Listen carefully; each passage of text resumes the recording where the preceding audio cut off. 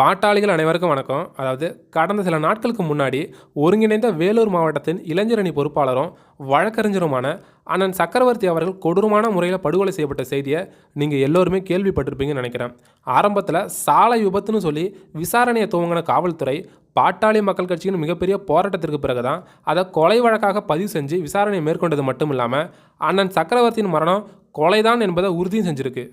ஒருவேளை இந்த இடத்துல பாமக நிர்வாகிகள் மட்டும் போராட்டம் பண்ணி அரசுக்கு அழுத்தம் கொடுக்காம போயிருந்தா இந்நேரம் தமிழக காவல்துறையானது இந்த கொலை வழக்கை சாதாரண சாலை விபத்து மரணம்னு சொல்லி வழக்கை மூடி மறைச்சிருக்கவும் வாய்ப்பு மிக அதிகமாகவே இருந்துச்சு என்பதையும் பாட்டாளிகள் நீங்கள் புரிஞ்சுக்கணும்.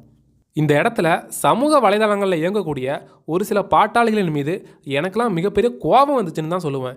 ஏன்னு கேட்டுக்கிட்டிங்கன்னா, தமிழகத்தினுடைய மிகப்பெரிய கட்சியாக இருக்கக்கூடிய பாமகவினுடைய மாவட்ட பொறுப்பாளராகவும் வழக்கறிஞராகவும் இருக்கக்கூடிய ஒருவரை படுபாவிகள் படுகொலை செஞ்சுருக்கானுங்க. மேலும் இந்த கொலை வழக்கை சாலை விபத்து மரணமாக மாற்றுவதற்கு ஆளும் அதிகாரத்தை சேர்ந்தவங்க முயற்சி செஞ்சுட்டு வராங்கன்னு வெளிப்படையாகவே தெரியுது.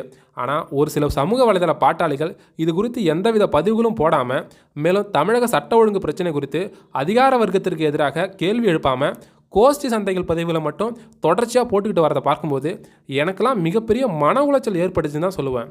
தமிழகத்தில் ஆகப்பெரும் சமுதாயமாக இருக்கக்கூடிய வன்னியர் சமூகத்தின் பாதுகாப்பை உறுதி செய்யவும், அவர்களுக்கான சமூக நீதியை நிலைநாட்டிடவும் சமூக நீதிக்காளர் மருத்துவர் ஐயா அவர்களும் பாமக தலைவர் அண்ணன் அன்புமணி அவர்களும் மிக கடுமையாக ஆளும் அதிகார வர்க்கத்திற்கு எதிராக போர் செஞ்சுட்டு வரக்கூடிய சூழலில் நாம் ஐயாவிற்கும் அண்ணன் அன்புமணிக்கும் ஆதரவாக களத்தில் நின்று அவர்களின் கரங்களை வலுப்படுத்துறதுக்கு பதிலாக அவர்களை விமர்சனம் பண்ணிக்கிட்டு கோஷ்டி சண்டை போட்டுக்கிட்டு இருந்தோம்னா இன்றைக்கி அண்ணன் சக்கரவர்த்தி அவர்களுக்கு என்ன நடந்துச்சோ அதே தான் நாளை உனக்கும் எனக்கும் நடக்கும்.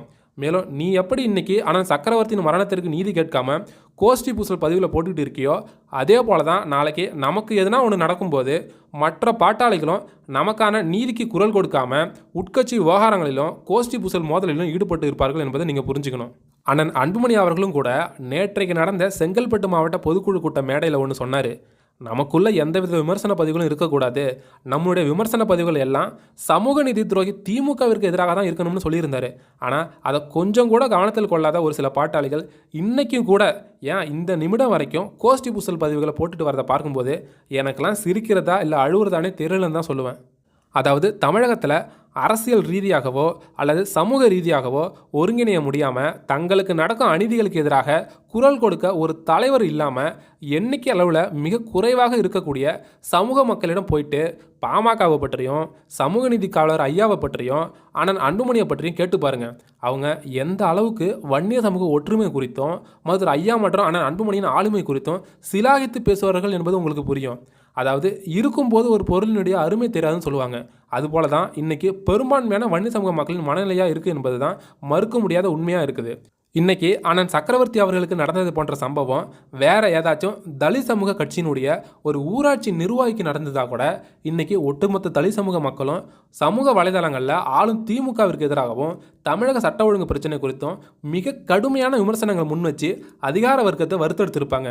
ஆனால் நாம் இன்றைக்கி என்ன பண்ணிட்டு இருக்கோன்னு ஒரு நிமிஷம் யோசிச்சு பாருங்கள்.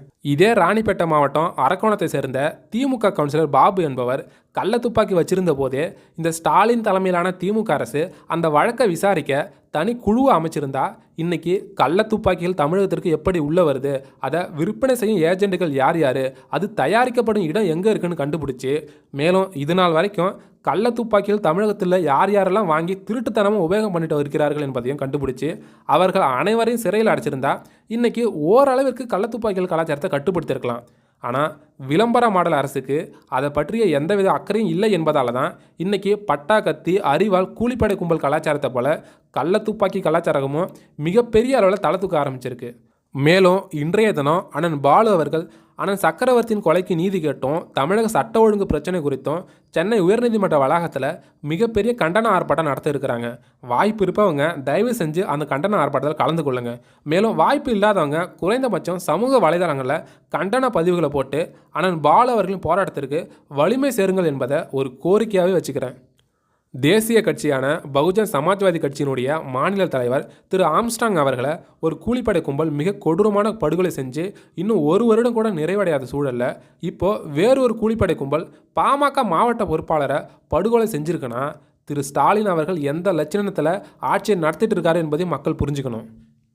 ஒரு பக்கம் கூலிப்படை கலாச்சாரமும் கள்ளத்துப்பாக்கி கலாச்சாரமும் இன்னொரு பக்கம் கஞ்சா உள்ளிட்ட போதைப் பொருட்களின் கலாச்சாரமும் சென்னை மற்றும் சென்னை சுற்றுவட்டார மாவட்டங்களில் மிகப்பெரிய அளவில் வளர்ந்துருக்கக்கூடிய சூழலை அதனை கட்டுப்படுத்த எந்த மாதிரியான நடவடிக்கைகளை இந்த விடியா மாடல் அரசாங்கம் முன்னெடுத்தது என்பதை ஒரு வெள்ளை அறிக்கையாக கொடுக்க இந்த ஸ்டாலின் அரசுக்கு திராணி இருக்குதா என்பதை சொல்லுங்கள் பார்ப்போம்.